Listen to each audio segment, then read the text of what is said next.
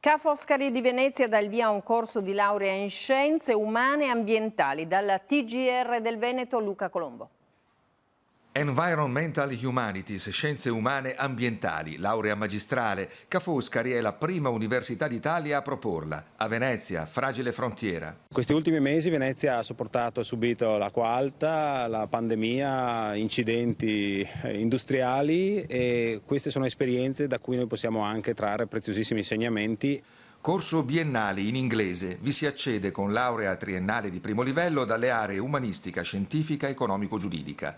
Una reazione chimica che punta a formare una figura anfibia di educatore e consulente con le competenze trasversali per il salto di pensiero e di azione necessario nel poco tempo che resta.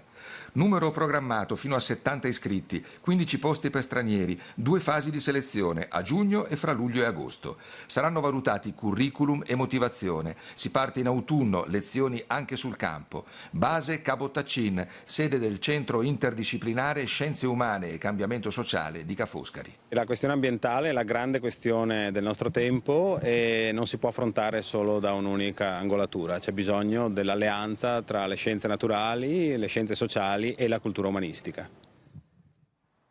È tutto, arrivederci a domani.